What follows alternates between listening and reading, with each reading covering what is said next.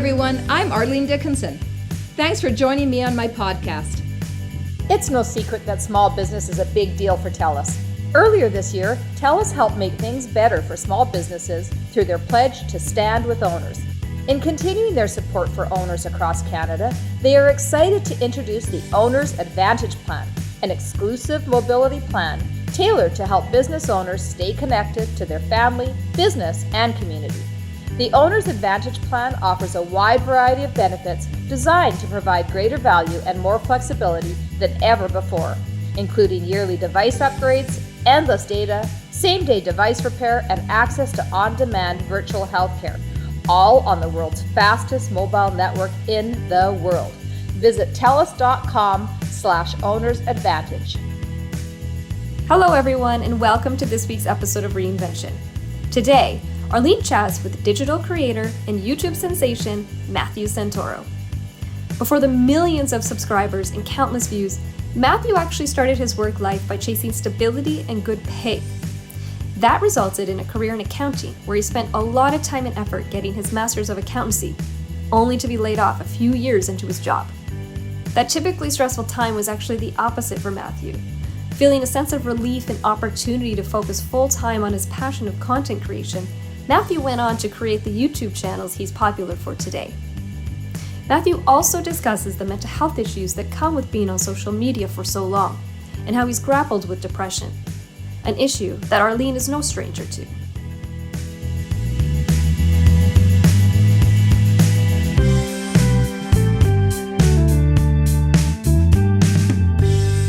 All right, well, Matt, what a pleasure to talk to you this morning. I'm not sure, I'm vacillating between hyper nervous to talk to like a YouTube star like you, like somebody who knows so much about what they're doing when it comes to, these types of things, and real excitement about kind of learning more about your whole story, because it's fascinating. Like, you talk about reinvention. I mean, weren't you an accountant? I mean, let's go back to young Matt, the days of young Matt. Tell me about young Matt. The simpler days. Well, first off, I want to say simpler days. Yeah. First off, I want to say thank you for having me on. I mean, this is an honor. I've seen your stuff a bunch of times on TV, and obviously you're a legend. So I appreciate you having me on. But as far as, my goodness, I don't even know where to start. I used to be an accountant. I went to Brock University in St. Catharines, got my Master of Accountancy degree. And the only reason I went into accounting was because you know how it is as a teenager. You don't know what life is about. You don't know what you want to do, what you're even passionate about. Very few do. Some don't even know until they're even much older. So I remember asking my accounting teacher, Mr. Graffy, how much do accountants make? And he goes, well, if you go into accounting, you'll make a lot of money. And as a teenager, that was all it. Yes, that was it. That was all. That was it. Sign me up. That was it. That's all I needed to hear. So went into that, and was never passionate about it, but I had started the momentum. I had started the ball rolling. And so I stuck with it. And 5.5 years in university, got a Master of Accountancy. And I'd never been passionate about it, but I knew that I wanted to go into business because my dad was in business and he had always been a successful businessman. And so I thought that was for me. And so I was doing it, and, I was making probably 25, 30 grand a year as a junior accountant. And then the 2008, 2009, well, I graduated in 2010, but as you recall, the economic crisis that happened circa 2008 took a few years to get over, and there was ripple effects from that. And so I ended up being laid off. And when that 2008 and 2008 or? No, this was around, I think 2012. Okay.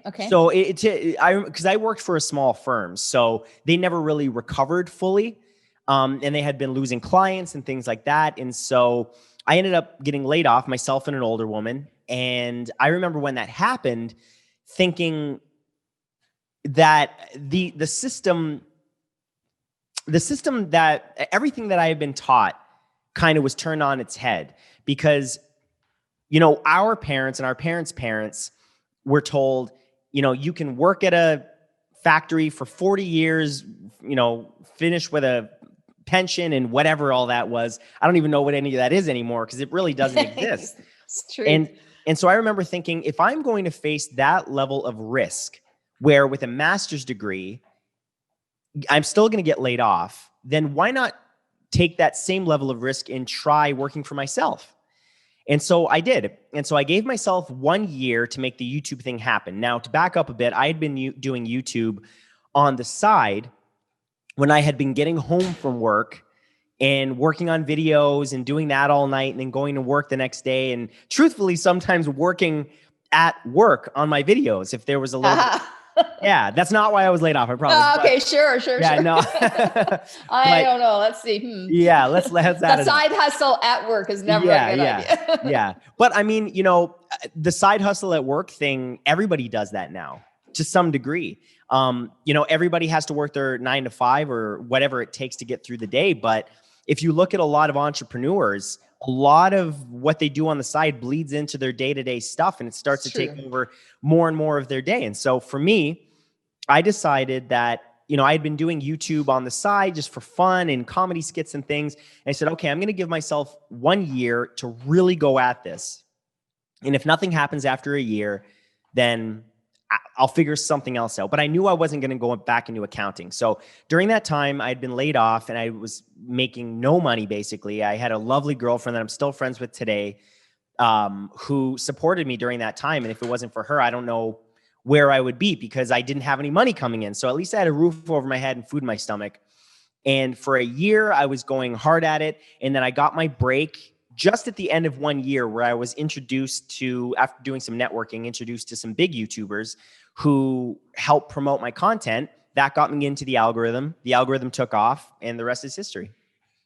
So, but I'm curious about that because when if you think back to that time, like you said, you were already doing it in 2012. I mean, YouTube was just really in its infancy at that point, and you were doing it before then. So what attracted you to that platform and made you think, hey, this is where I'm going to express myself? How did you know it wasn't going to be a failure like MySpace or, some of these other platforms? Not that I don't know if that's a failure now. Maybe it's transitioned into something else or pivoted, or if does it still exist? Does MySpace still exist? No, I don't think so. I don't think so.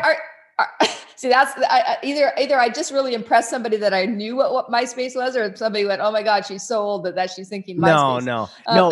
MySpace, I mean, I think Friendster was the first. I never got on that, but MySpace was the thing. And then I remember the moment that Facebook became the thing in my life. I remember, I don't know if this is on topic or not, but I remember I was at a house party and I was on MySpace and all these people were like, we got to upload pictures to this party to Facebook. And I remember thinking, what the hell's Facebook? And then they were like, oh, you're on MySpace? No, you got to go to Facebook. And I remember that exact moment. I remember the room I was in. It was just kind of one of those moments. Really? In life where, yeah. But what was your question? I apologize. Sorry. So no, that's okay. My question was like, what made you think YouTube was a place and a platform that you wanted to kind of put your investment of your time and your energy and your creativity into?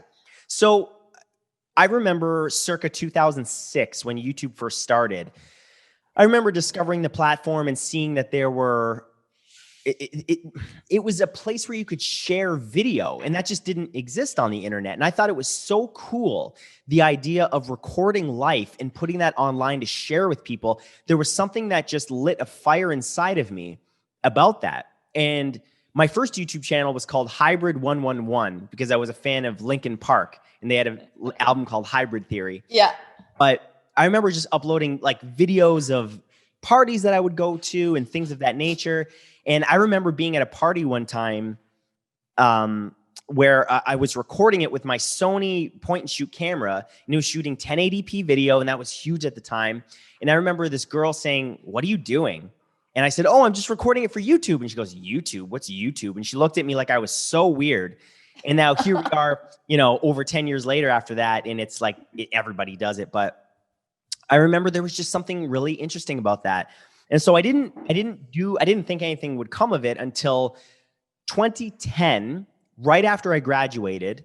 I remember for a couple of years at that point, I had been watching people on YouTube. I had seen that there were people like Ray William Johnson, Philip DeFranco, and all of these other trailblazers that had millions of subscribers. And I started to realize there's a burgeoning underground thing happening here. and it's big, but it's not mainstream yet, and I need to get in on this. And so I started making videos with the intention of being famous, and I wanted to be like these people that had millions of fans.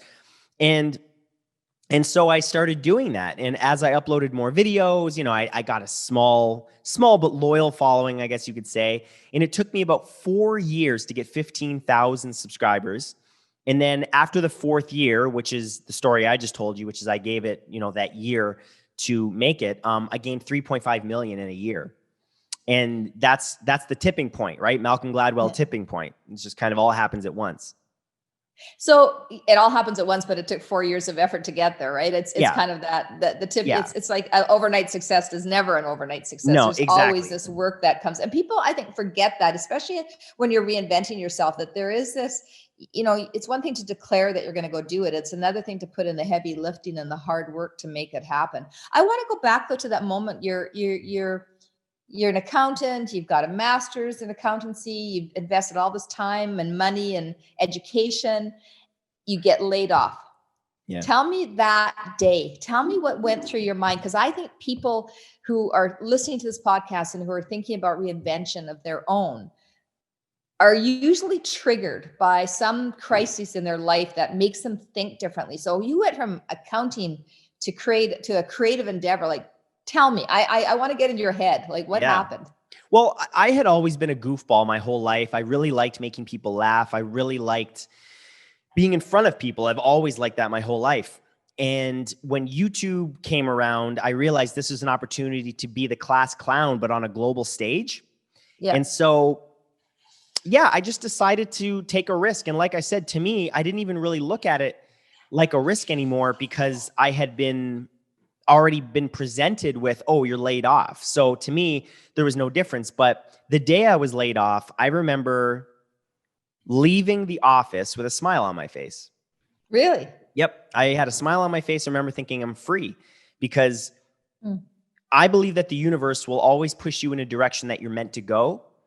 And it's up to you to recognize that. And a lot of people choose to look at it as something that is destroying them, or, oh my God, my life is over, this is awful. But, you know, nothing is either good nor bad, only thinking makes it so. And Shakespeare said that.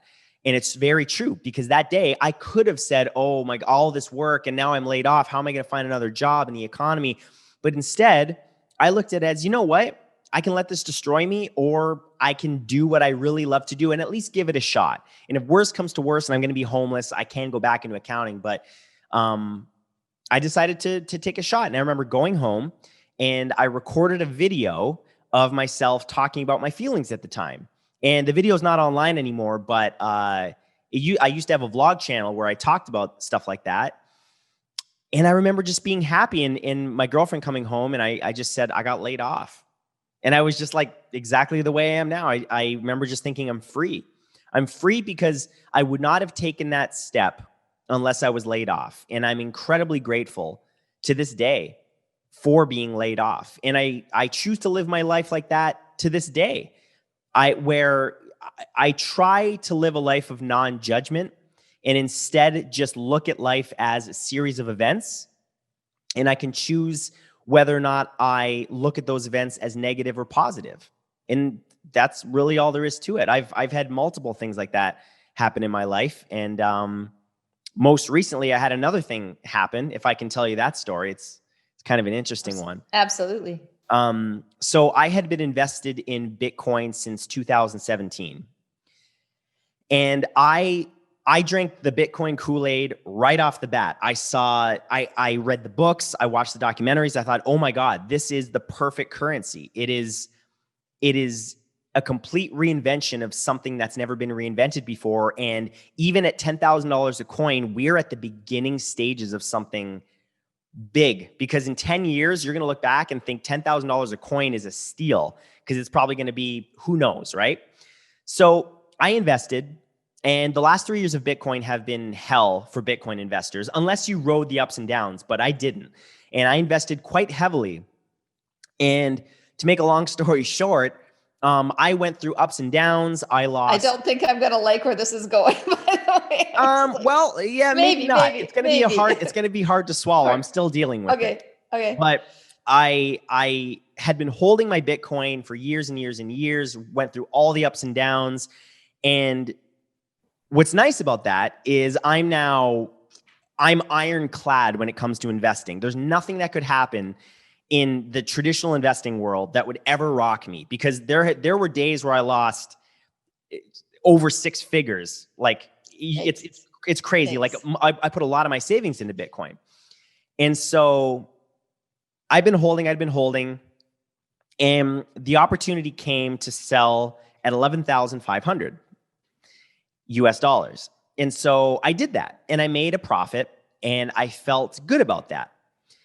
1 month later, today, it's at 18,000 something. And it'll just continue to rise because now PayPal has adopted it. And I knew this day was coming. I knew it was just a matter of a big player adopting Bitcoin for the floodgates to open. This is truly the beginning. I mean, PayPal adopting it is just the beginning. And I even said, it's going to take Amazon, Walmart, PayPal, or some other big player to adopt it, which will bring it into the mainstream in a meaningful way. And now PayPal's done it. So now the floodgates are open and everyone's investing, and it's going to wicked surpass $20,000 a coin. There's no question about it. But the reason I'm bringing this up is because going back to my thing before, what I was saying, which is, I can choose to look at things as good or bad. And I can choose to look at the fact that if I were holding right now, I would be up 800,000 US in a month. Wow. Now, again, it took years to get there, but it hurt to know that I went through all those ups and downs, and I sold right before what I've been waiting for happened, right before. And that was a bitter pill to swallow. But again, I had to, I'm a mindfulness advocate. I meditate every day. Meditation changed my life. And I've become a very spiritual person over the last 3 years. And I said to myself, Matt, what would your training say about this? And what it would say is, we don't know what the future has in store. We don't know what the grand plan is. And so there are many times in everyone's life where we pray for something or we hope for something, and then we get that thing and it ends up being the worst thing that ever happened to us. And vice versa. So in this situation, yeah, it hurts that I could have been wealthy. It hurts that I could have made money. Like anyone wants that amount of money, but I don't know what would have happened if I got that money. I could have got it and it would have maybe changed me as a person, made me a worse person, or who knows, maybe I would have bought a Tesla and then crashed that Tesla and then been disabled or something. A million things could have happened. And so instead of playing the game of, I wish that, instead I'm going to play the gratitude game of, no, at least Bitcoin didn't go to zero. That's another alternative that could have happened. And I'm grateful that I made at least some money, and I'm grateful that I have a house over my head, and that I live an above average life, and I have beautiful cats, and I have my health. I don't have COVID. And so, it's literally just what you choose to focus on. Yeah. I mean, there's so many lessons, and I'm trying to parse them out of my mind, because I think you've touched on a few things that I really believe are understated. First of all, as it relates to investing, I got advice from a broker years and years and years ago. We were talking about investing. I said, okay, tell me kind of what are the rules I need to think about? He said, there's 3 rules. He said, the first one is you can't go broke taking a profit. He said, the second one is, if you're greedy, you get slaughtered. And the third thing is you always leave some money on the table for the next guy. In other words, you can't always sell at the top. Don't be greedy. And if you made some money, be happy for that. Just exactly what you just said. And this notion of how important our attitude plays in a reinvention, and in life in general. You said, listen, I got fired. It was the best thing that could have happened to me. I have found in my career, when I've had to let people go and had to be on the other end of firing somebody, that for the most part, there is a sense of relief from that person, because they weren't happy in the job either. They didn't like what they were doing. They needed an excuse almost to go and do something different, and while at the time it feels horrible and it's never fun to give that news. And I'm certain it's never fun to receive that news. I've been fired in my career as well.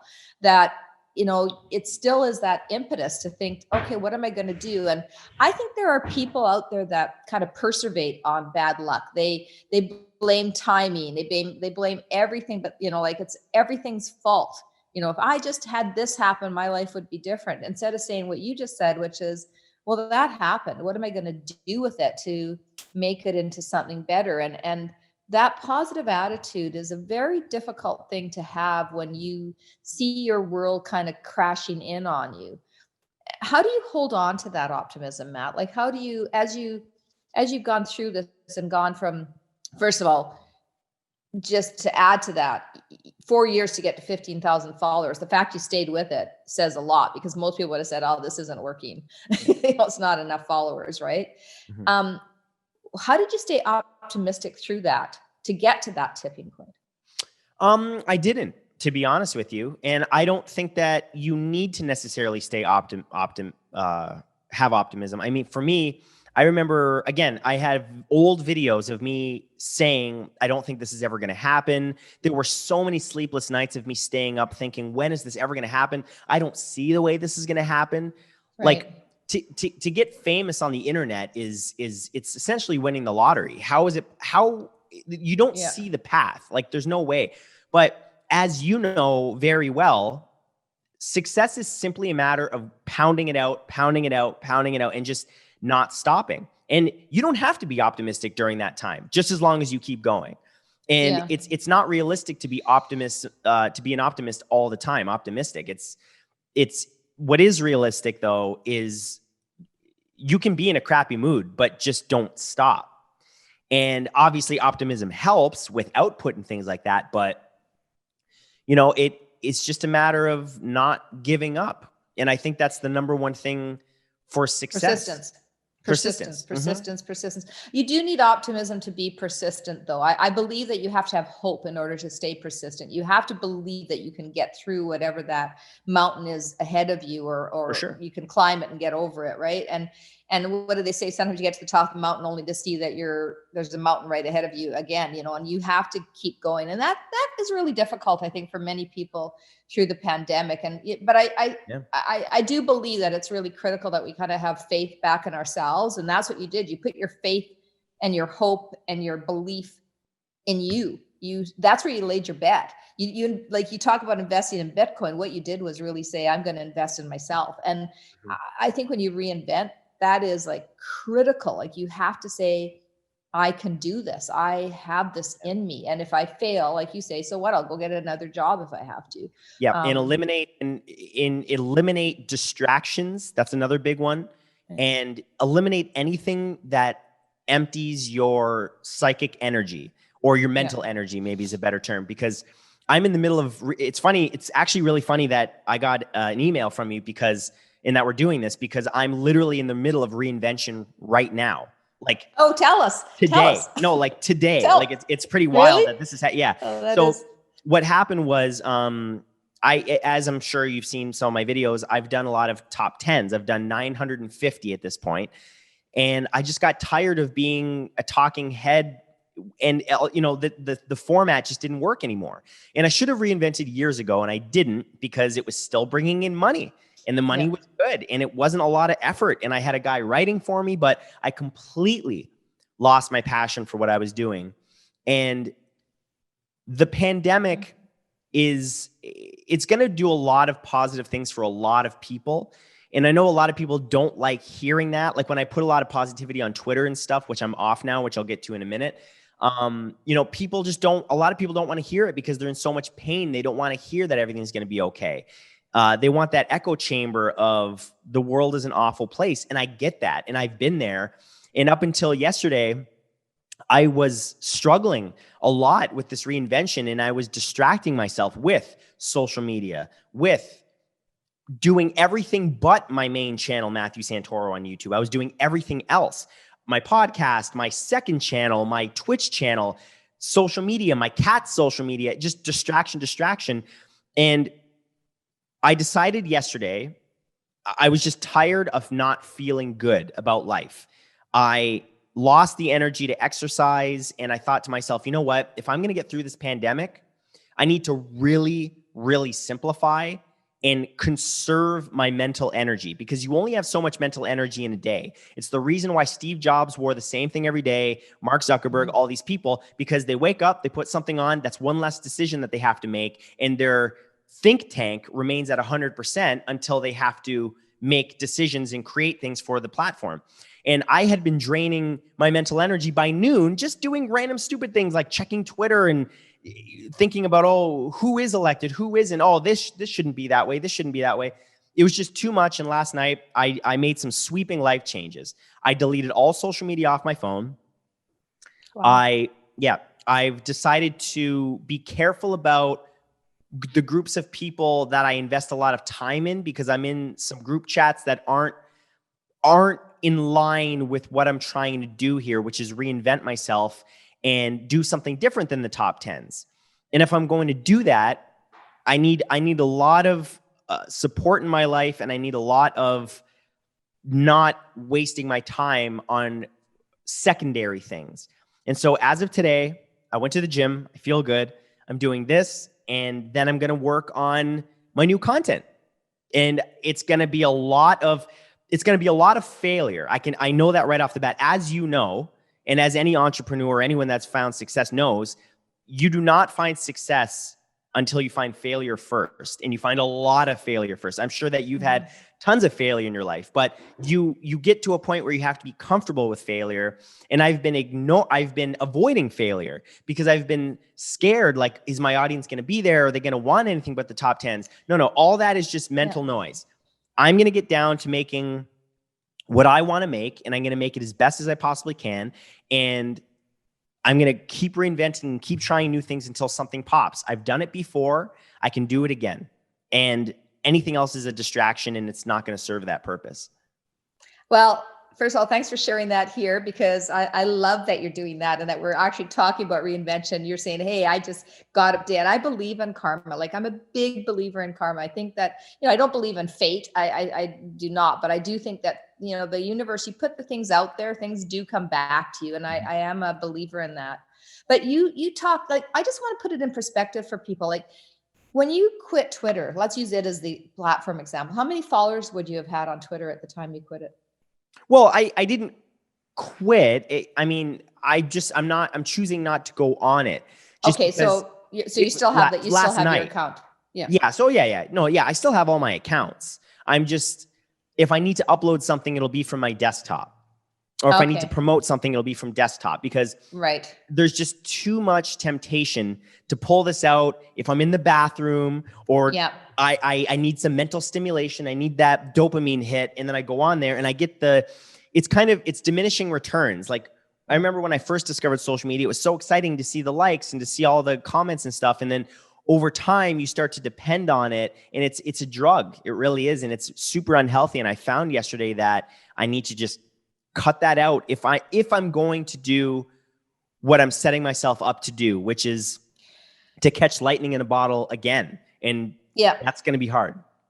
But you talk, when you say that, I think about the word focus comes to mind right away. I think, okay, what he's done is he's shifted his focus from all of these, what feels like minor little distractions, I'm picking up my phone to check Twitter, or I'm picking up my phone to check, my email or whatever. And you can do it all from your desktop. And it actually does focus you, because then when you walk away from your workstation, you aren't constantly looking at that. Maybe you're picking up a book, maybe you're exercising, maybe you're just saying, hey, I'm going to make a home cooked meal instead of, order in and eat while I'm working, like all the things that we're doing that really aren't helping our health.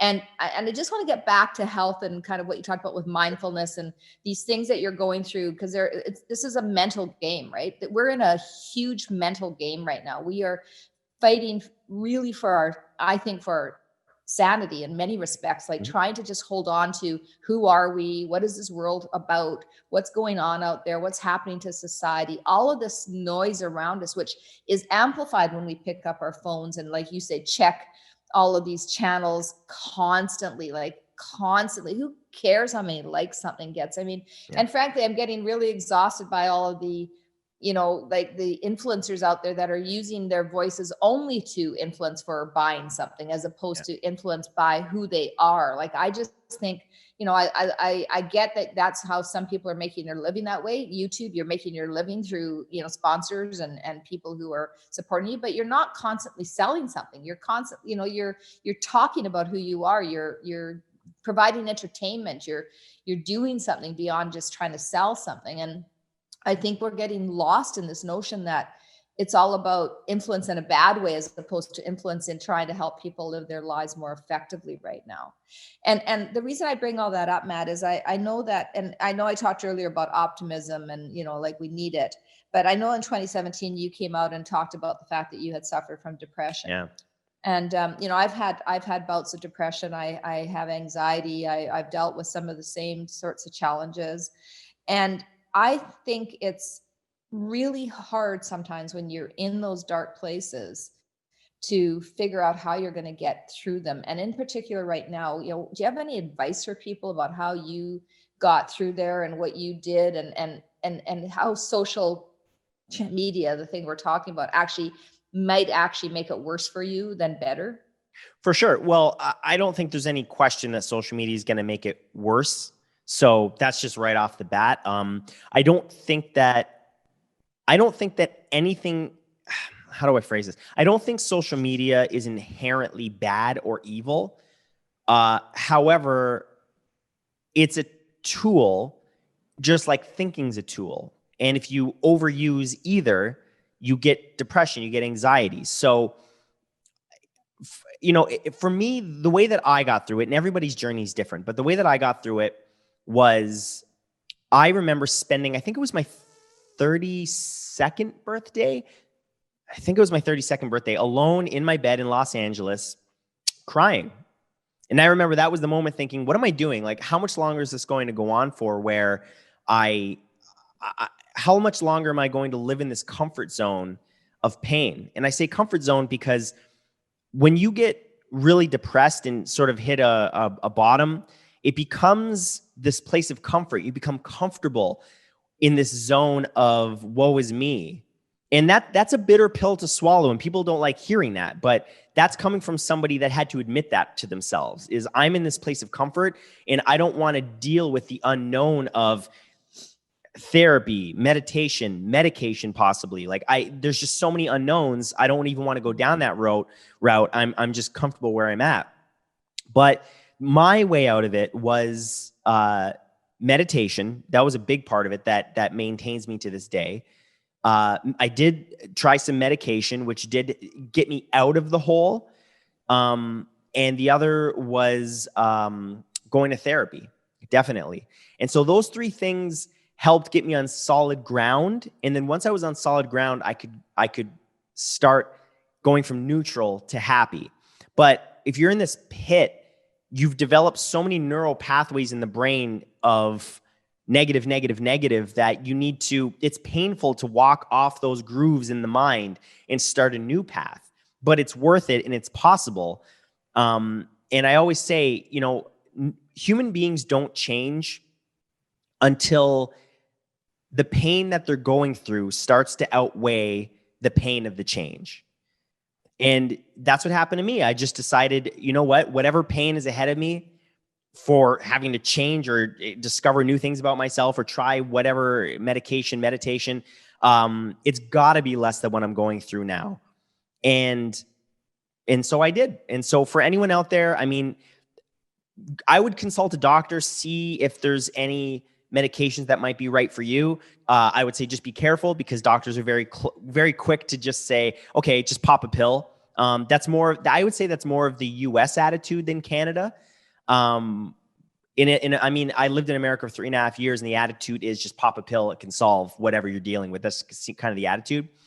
Like for me, medication wasn't the long-term answer. For some people it is, because they have like sort of like a mental deficiency in sort of a chemical or something of that nature. But for me, it was something that got me back on solid ground, and then I was able to get off of that. And now I meditate every day, and I still have down days. I have plenty, but now I'm more aware of myself and aware of the changes that I need to make, i.e. yesterday, I decided to make a big change. And so here I am today.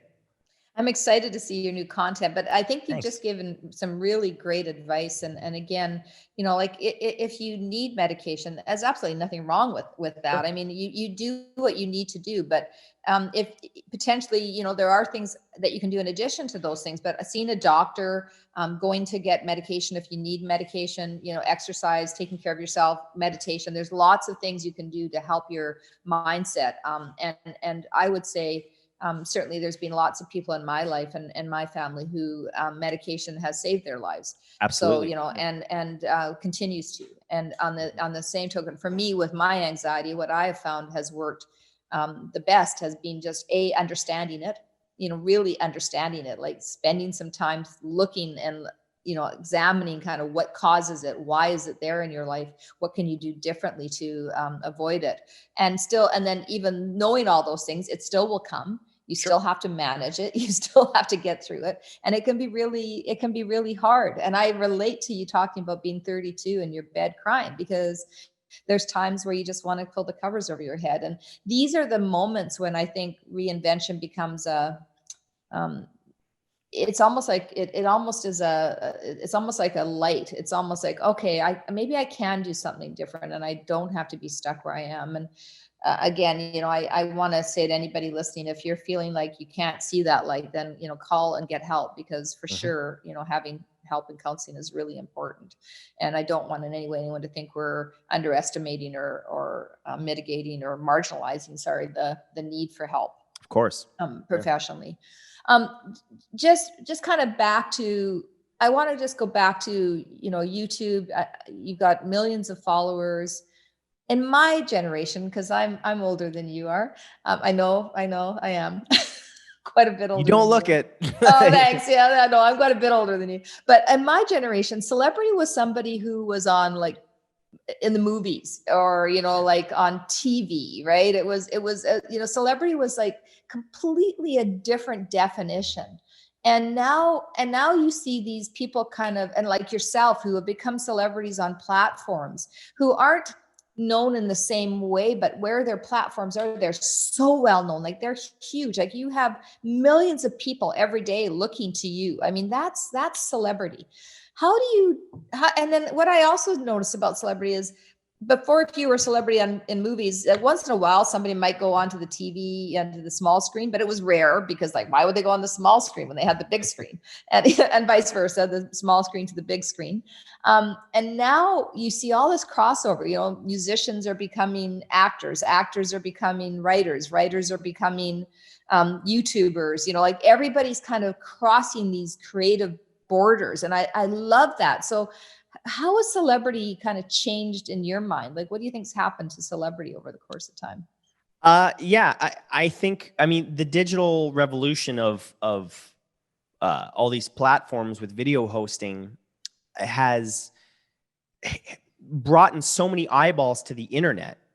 And, it was inevitability that traditional celebrities, like I see Will Smith has a YouTube channel now, and all these various, even Matthew McConaughey has a YouTube channel where he uploads videos on his own. Like, I love that, because, it's something that it was really an inevitability where anyone smart is going to go where the eyeballs are. It's just as simple as that. And so if another platform one day comes out that's not internet related, or however, something that we can't foresee yet, and it's all the attention's there, then you're going to see a lot of people go there. And that's just the world nowadays. It's a matter of diversifying yourself and not just being on any one platform. You have to be on everything. But that's where the burnout comes in. And that's where my personal burnout came in, because I don't have a team. I don't have a personal assistant. I've really gotten back to basics, and it's just me again, like it was in the beginning. And I like that. And I absolutely could use a team, but I like the fact that it's just me, because I want to get back to doing things for the passion of it. And then I can bring people on to help me with this and that, because my business, my passion became a business and that business started to become just like a factory where the videos were like, and then, okay, it's out. Okay, on to the next. And that's not how it became popular. And I definitely lost a lot of viewership out of my audience who thought, 7 videos a week or however much I was putting out, can't match the feel and the energy and the passion that used to go into my 1 video a week on Saturdays. That was just me, where I wrote 100% of the script. And I think there needs to be a balance there, because I went all one way from all the other. And there needs to be a balance where I find my passion again and create. And then once it starts growing, bring people on, but do it in a meaningful way, not just employees, but maybe somebody that shares my passion and can add to the product. Yeah. I mean, I'm thinking about that. Like, so when you go to create, you're sitting down at the computer, you're thinking about what you're writing, you're making content. How do you, I'm just, because I've often thought about creating a YouTube channel. Like I was going to ask you. I've got a channel for my podcast now, so I'm starting there. Because I think maybe I'm just self-conscious about it. Like, I don't know, like I don't have a problem talking to people. In fact, I love these conversations. I learned so much. You've already taught me an enormous amount about kind of just how to shape your thinking and how to go through a reinvention and how to deal with the stress of social media when in fact you make your living on social media. I mean, it's like all of these things that you're saying are just so interesting to me. But I don't know, like I think, well, should it be a cooking? Like, I don't know, like I look at Jennifer Garner as an example. Like, I don't know if you follow Jennifer Garner. She's just like, I love all her content. There's some people I go, oh, that would be great. I should do more of that. But I just haven't landed on what that is. Well, that people would care to even listen to. I don't even think people would want to listen to me doing a YouTube channel. But see, you're, I don't know. Okay. There's a lot of that is, I don't know. What if, I mean, that is the quintessential early creator right there. I have a friend who could be so successful, but they're just not confident about themselves. I have 2 friends like that I know would be successful. Yeah. And the thing is, everyone can be successful at doing this.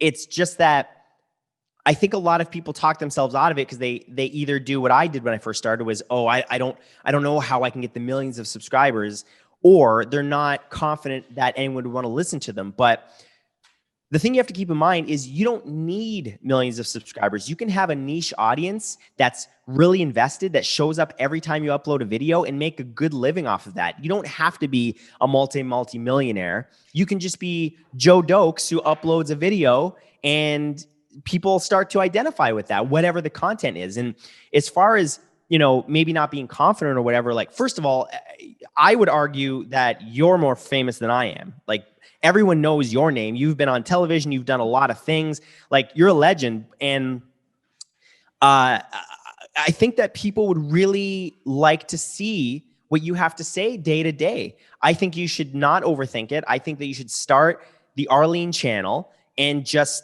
start uploading videos about something that you're interested in.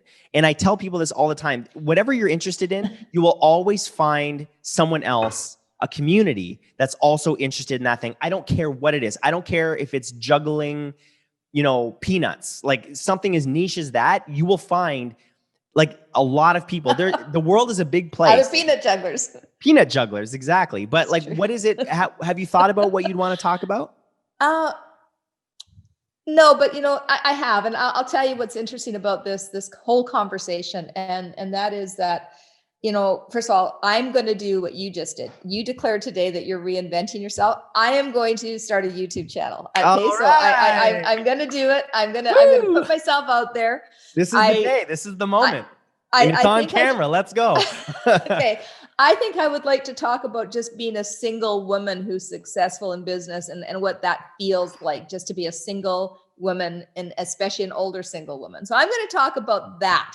about being an older woman in business and a single older woman in business and what that feels like. And let's see what people, hey, I might get 5 followers, but maybe I can help one of those 5 followers. Okay, 2 things. Number 1, I'll give you my number. And if you want any guidance through this process, I'm more than happy to give that to you. I'm actually helping another friend of mine who's quite big in another area who wants to start making content. She has no idea where to start. And I walked her through everything, and I'm still doing that. So I'm happy to do that for you. But thanks. I think what you talked about is something huge that I could see a lot of potential. Maybe I would, again, do what you want to do, but I would maybe not focus so much on the older woman thing. First of all, I don't think anyone's going to perceive you that way.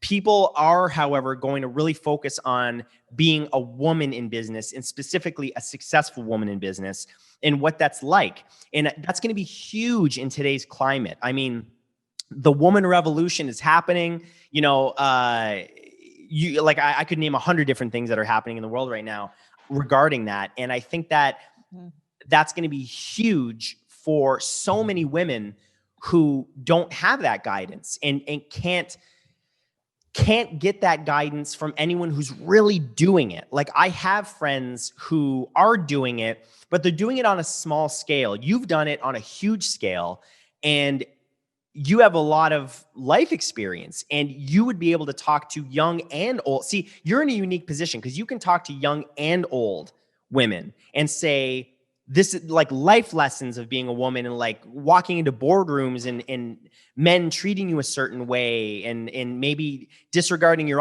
opinions and how you deal with that. Like, just all kind. I see this being very successful, and it's niche, but it's not. I love it. It's not niche, but like, I'm getting excited for you because I can see it. Like, I can see, like, there's not a lot of women business channels. There's a lot of men like the Gary Vaynerchuks of the world. No, there isn't.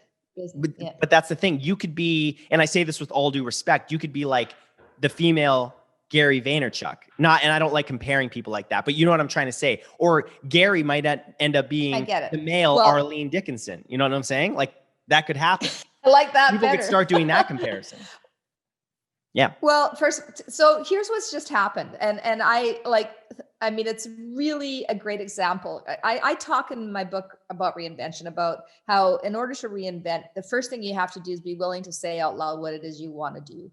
And you have to take that risk of saying to somebody else, first to yourself, but then to somebody else, you know what, I want to do this. And you're going to get a couple different types of people who then talk to you back. The people who they say they're your friends, but they're really frenemies. They really are going to try and dissuade you from doing it. They're going to say, oh my gosh, Arlene, why would you do that? That's just the dumbest idea I've ever heard. Or you don't want to do that. That's going to be a waste of your time. Go and do something different. And then there's people like you who are going to encourage and support and maybe fine tune your idea into something that's even better for the future. And then you can start to make it a reality because you say it over and over again. You get the support you need.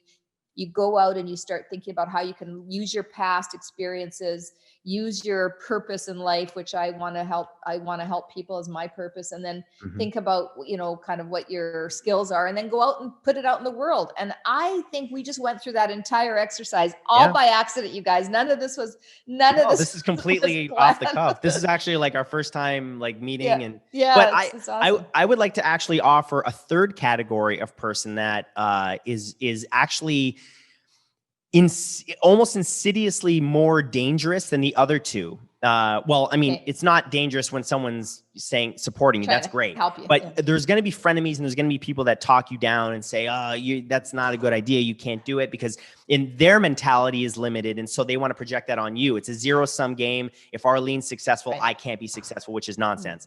But there's a third category that's insidious and dangerous in a way that you don't realize, which is the people that love you.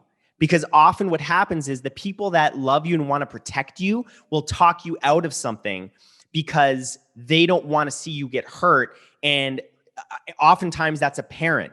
And so as a younger person, like if you want to become a YouTuber, you might say, Mom, Dad, I want to be a YouTuber. And they're going to say, oh, why don't you get a real job? Or why don't and not because they don't believe in you, but because they're worried for you. They don't want you to be a bum on the streets that's trying to make vlogs and things like that. They want you to get a 9-to-5 because that's how they were raised in their mentality, and they're projecting that on you, and they want the best for you. But the reason that's insidious is because they don't mean harm, and they're the most influential people in your life. And so that's the hardest hurdle to get over, because it's not as hard to get over the hurdle of somebody that you know is just being a dick and is just kind of being like, you can't do it, you're ugly, or you're bald. And like, I've gotten those comments at the beginning, you know what I mean? Well, yeah, like that matters. Either of them. You're not definitely. Yeah, like that ugly. matters. But I got tons of negative comments like that. And that's not as hard to fluff away because you realize what it is. But what really hurts is the people that look you in the eye and say, why don't you go back to school? That hurtful sort of like, I don't think you're going to be able to do it. And that is the hardest thing to get over. And you really, really have to believe in yourself. And trust me, your parents, if you're young and you're listening to this and you really want to go for it, and your parents are, saying, why don't you go be a doctor? Or why don't you go do this or that? Why don't you follow in the family business? They're not going to be complaining when you're bringing in millions of dollars and you're famous, or you're helping people around the world, and you have a little or big community around you. They're not going to be complaining after that when you're buying them a house, or they see that their son or daughter is very successful. And I was lucky because when I came to my parents and said, I want to be a YouTuber and I'm going to go for this, they did not try to talk me out. Neither my dad or my mom. My dad used to be a little bit more conservative. So I remember him reluctantly saying like, okay, well, okay. Yeah, really? You got my support. My mom just said, yeah, go for it. But my dad is a little, because he came from the business world, but my dad has grown up a lot over the last 10 years. And now, he's a teacher, and even he teaches in his classroom, like, that all this kind of stuff is possible. So, well, and that's a really, maybe we can kind of finish our chat there, because I do think that, who knows, maybe my grandkids are going to, major in pre-pandemic Canadian history. Like, who knows, right? And they're going to become experts in the way the world was versus the way the world is, and what that, the whole continuum has looked like, and why human nature has changed to what it is. And that's something that could very well be a much in demand career that we can't even foresee right now. Right. So I do believe that you have to be true to yourself. To reinvent, you have to learn from your past without berating yourself for your past. You have to learn from your past without, rewriting your history to something that you want it to be versus what it was. And you have to really, really find your why, why you get up every day. And I think you uncovered that again. You were realizing you were doing things yeah, well, I did back in the day, but I'm trying to do it again. I'm trying to do it again. Yeah, and I think I will. And it starts today, and this is an exciting day for both of us, really. I'm glad that we have this recorded. This is the magic of the digital age that we live in, because we'll be able to look back on this day. Wednesday, November 8th, 9:52 a.m. That's great time. But yeah, I mean, and this is maybe what we'll finish on, I don't know, but is in terms of how spirituality ties into all this, or even just mental health. If some people aren't comfortable with the term spirituality, look at depression as living in the past and focusing entirely on the past, and anxiety as focusing entirely on the future. Because that's what depression is. It's ruminating on mistakes of the past, the things you've done in the past. And anxiety is worrying about the future. What will happen? Could this happen? And the only place peace is right now. Now is all that we have, the present moment. And all the enlightened beings of the past, every single one of them, have all taught that all the peace that you can get is all in the present. And if you stay present and focus on your breathing, especially if you're having like a panic attack, like what do they tell you if you're having a panic attack? Breathe, right? Yeah. There's a reason for that, because when you're breathing, you're bringing in life into your lungs. You're bringing in the present moment. You're not, your mind, it gives your mind the chance from going at 1,000 miles per hour down to just breathing. And you'll notice throughout the day, most people breathe artificially shallow. Most people, if you just check in on your breathing randomly during the day, you'll notice it's artificially shallow. But when you're breathing deeply, you're bringing your attention back to something that is an automatic process. Like breathing, you don't think about breathing, you just breathe, right? You don't pump your blood, you just do it. But breathing is the one thing that you can focus on and control. And that would be my recommendation to anybody is, if you're thinking about reinventing yourself, and you're going to go through panic attacks, you're going to go through depression and anxiety and just a whirlwind. But if you focus on the present moment, and I can't recommend meditation enough, just it'll bring you from this back to more of this. And of course, you're going to have some days like that, then you're going to go back, and it'll just keep you grounded, and you're going to need that to reinvent yourself. And it frees up a lot more mental energy to do what you need to do. But you'll be able to do it. Focus on what you want to do. Or if you're, reinventing yourself, focus on that, eliminate the distractions, and just persist, and you will be successful. Matt, I feel blessed to have spoken with you today. And I'm so glad that you took this opportunity to join the podcast with me. I've learned a ton from you. I can't wait to stay connected. I see what we do. Like I want to see your new content, and I want to see my channel, and let's see what happens. But thank you so very much. And nothing but success with everything you're doing. And I think you've left an enormous amount of a wealth of information and advice for people that's really going to help them on their path to reinvention. So thank you. Good. Absolutely. And I'm going to have to pick up your book now. I got to go. I'm an avid reader. I've got literally hundreds of books behind me on the shelf. So I'll send you a copy. Sure. Sounds good. Thanks, Matt. Thanks, Arlene. The end of one journey always signals the beginning of the next. In Matthew's case, this meant forging forward on the path he had already begun to create. While in retrospect, it's always easier to find the opportunity in a situation, pausing and taking time to assess what is in front of us can help steer us in the direction we want to go. For Matthew, his sense that a platform that focused on video was going to be the next big thing proved to be right. The decision to make a leap is always easier said than done, but when you've identified your currency, calculated your risk, and know deep down that you're following your core purpose in life, the end will always justify the means. Stay safe and stay human. Thanks for listening, everybody. This podcast is made possible by the great folks at Venture Communications. Thanks to our engineers, writers, producers, and all the folks who work really hard to bring you these great stories of reinventions each and every week.